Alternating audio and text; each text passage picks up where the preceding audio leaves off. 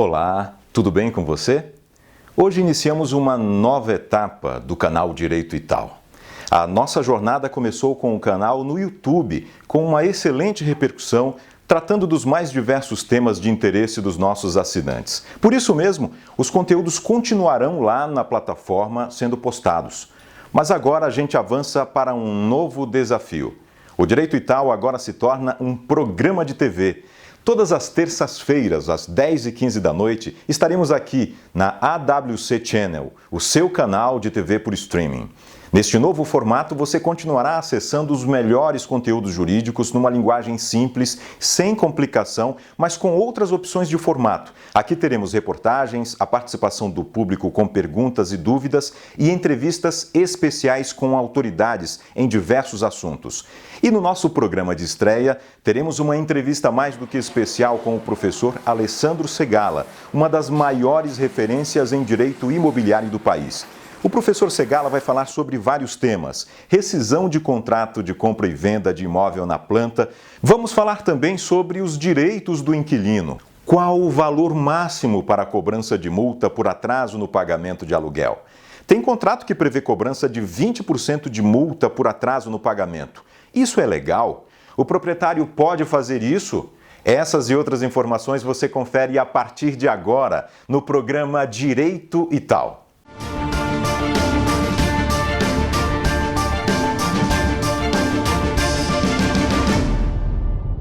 O consumidor comprou um imóvel na planta. Foi lá no estande de vendas, se encantou com o projeto e com o imóvel decorado, com o apartamento decorado e fechou o negócio.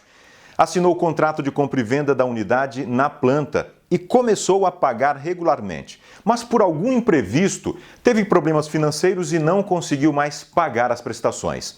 Aí se vê obrigado a fazer a rescisão ou a resolução do contrato.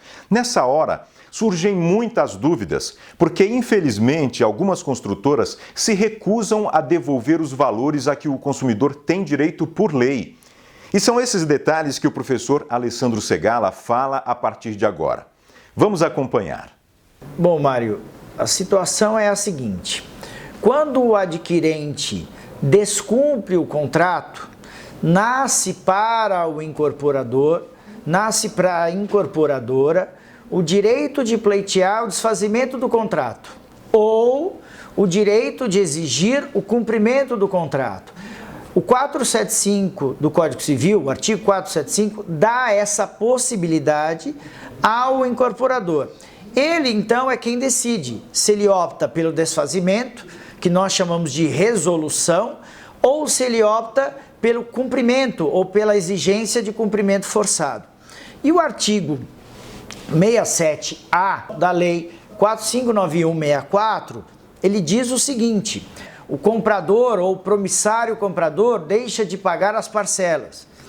Este fará jus à restituição das quantias pagas, das quantias que houver pago diretamente ao incorporador, atualizadas com base no índice contratualmente estabelecido para a correção monetária das parcelas do preço do imóvel, delas deduzidas cumulativamente. Então vejam, se eventualmente houver essa resolução, e a resolução, como nós falamos na prática, por culpa daquele que comprou, que não conseguiu pagar as parcelas tal como havia prometido, ele, em razão do desfazimento do contrato, devolve o imóvel, se a posse do imóvel já foi transferida a ele, ou ele nem toma posse do imóvel. Então a lei diz: você vai receber parte daquilo que pagou. Em primeiro lugar, a comissão de corretagem que você pagou para os corretores que fizeram a intermediação,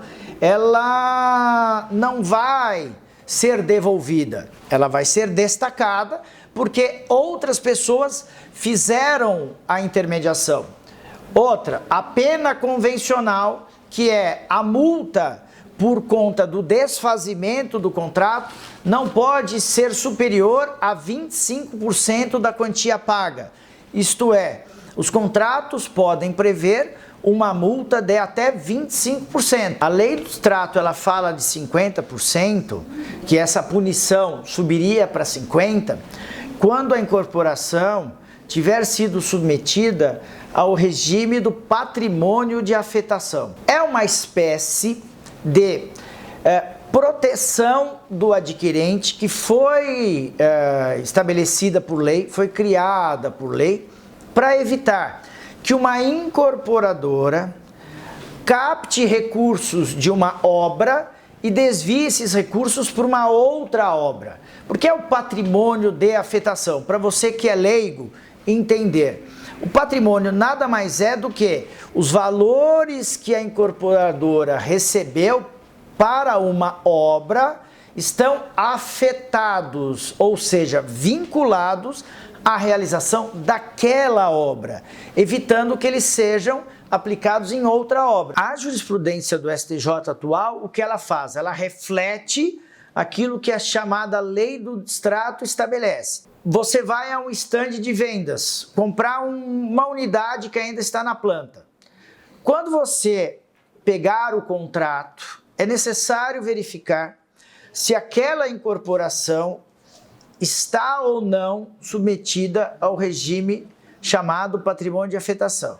Porque muitas vezes não é submetido no início, mas é submetido posteriormente. Enfim, se ele não estiver submetido ao regime chamado patrimônio de afetação, você, em tese, vai poder pleitear, em tese, o desfazimento do contrato, mas vai receber um desconto de 25%. Se tiver sido submetido o contrato ao chamado regime do patrimônio de afetação, o desconto vai ser maior, vai ser de 50%. Só que tem um detalhe que você não pode esquecer. Se o imóvel, em ambos os casos, tiver já sido colocado à disposição do adquirente, o adquirente tem a posse do imóvel, tem o poder de usar o imóvel, ainda que ele não tenha se mudado para lá, então o imóvel está disponível para ser usado, essa chamada punição por fruição, que é o aluguel punitivo, ela vai incidir sobre aquele adquirente, de maneira que no final das contas ele pode sofrer um problema grave, porque não há limitação, por exemplo, sobre esse aluguel punitivo. Quanto mais posse se tiver, maior é a punição. É evidente que isso é uma complicação muito grande, porque as pessoas que eventualmente estão na posse, o que elas não querem é deixar de ter a posse. Mas o cuidado que tem que se ter é o seguinte: será que vale a pena, e aí é só um pensamento, manter a posse de algo que logo mais vai ser devolvido, ou ficar na posse até quando der? Porque esse é o grande problema. Ficar devendo uma fruição num percentual que é 0,5%, que fatalmente o mercado de locação não vai conseguir cobrar. Você vai até muitas vezes ter um aluguel menor. Então ficar no imóvel pagando um aluguel maior, que é um aluguel punitivo, não sei se vai ser uma vantagem. Os contratos anteriores, o STJ já decidiu, e decidiu com razão, que não dá para aplicar a lei do distrato. Então, se eventualmente, em 2017, para trazer uma data correta e certa, alguém quiser entrar na justiça, baseando-se num contrato de 2017, eu aplico o entendimento anterior. A partir da entrada em vigor da lei do distrato, eu tenho um novo regime, que é muito mais duro para aqueles que prometeram adquirir e não adquiriram.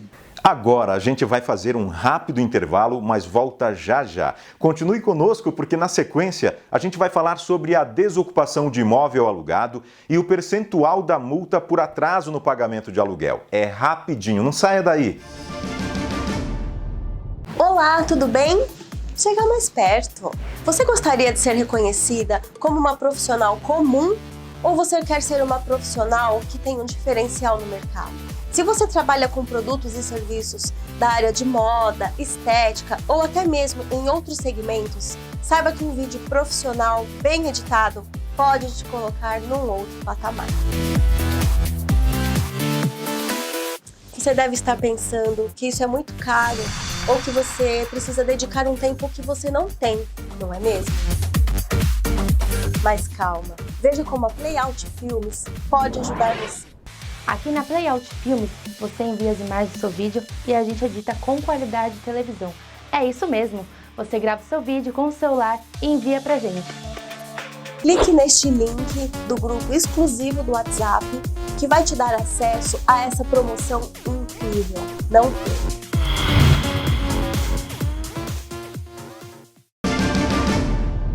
Qual é o percentual máximo que o proprietário pode cobrar do inquilino a título de multa por atraso no pagamento do aluguel? Tem contrato que prevê cobrança de 20% de multa por atraso no pagamento. Pode isso, professor Segala? Isso é um problema sempre frequente que gera uma confusão danada. Na nossa cabeça, ou na cabeça das pessoas comuns, a multa ou as multas, quando alguém atrasa o pagamento, normalmente são fixadas em 2%. Por quê? Porque primeiro o Código de Defesa do Consumidor utilizou esse percentual para as hipóteses dos contratos que envolviam outorga de crédito. Você compra um carro financiado, compra algum outro produto financiado, multa de 2% por atraso. No entanto, quando se trata de locação de imóvel urbano, esses 2% não se aplicam, porque a lei do inquilinato não previu o mesmo percentual. Este percentual seria de, entre aspas, livre estipulação entre locador e locatário. O que o Código Civil, que se aplica subsidiariamente à lei do inquilinato, diz é o seguinte: locador e locatário podem estabelecer uma multa de até 100% da obrigação. Então, se você tem um aluguel de 1.000, a sua multa poderia ser fixada em até 1.000, justamente para reforçar e punir o atraso. No entanto, na locação de imóveis urbanos, é quase impossível de se ver uma multa nesse percentual, porque o mercado estabelece multas que variam entre 10% e 20%. 10% e 20% são multas corriqueiras. No entanto, ainda que sejam multas corriqueiras, um artigo do Código Civil, que é o 413, tem sido reiteradamente utilizado ou invocado por um inquilino que foi obrigado a pagar uma multa de 20%, por exemplo, dizendo que essa multa seria abusiva por conta do percentual ser muito alto, 20% do valor da prestação. Eu, Alessandro, na minha prática como advogado, já vi decisões judiciais reduzindo a multa de 20% para 10%, sob a alegação de que, numa economia como a nossa, juros baixos, inflação à época sob controle, 20% de multa seria uma onerosidade excessiva, reduziram para 10%. Eu nunca vi, na prática, multas superiores a 20%. Já vi superiores a 10%. Mas, Alessandro, locador e locatário podem estabelecer um percentual diferente? É óbvio. Elas não podem estabelecer um percentual superior a 100%. Mas podem estabelecer 2%, 3%, 4%, não tem problema nenhum. De todo modo, a lei, como eu disse, o 413 do Código Civil, dá ao juiz uma arma de considerar, eventualmente, a multa abusiva, reduzindo o percentual para evitar o que a gente chama de enriquecimento sem causa, de maneira que o locador passasse a ter mais interesse no descumprimento do contrato do que no próprio cumprimento. Muito obrigado ao professor Alessandro Segala. Questões esclarecidas com maestria. Se ficou alguma dúvida ou se tem alguma sugestão de tema para o nosso próximo programa, entre em contato conosco pelas nossas redes sociais, @direitoital, ou pelo e-mail apoiojuridico.maps@gmail.com. Gostou do programa? Então comente com seus amigos e nos recomende. Na terça-feira eu estarei aqui de novo esperando por você. E eu encerro o programa de hoje com uma frase para reflexão. Aquilo que eu aprendo e guardo para mim é conhecimento. Aquilo que eu compartilho é sabedoria. Nós voltamos na próxima terça-feira, às 10h15 da noite, com mais um programa Direito e Tal. Boa noite e até lá!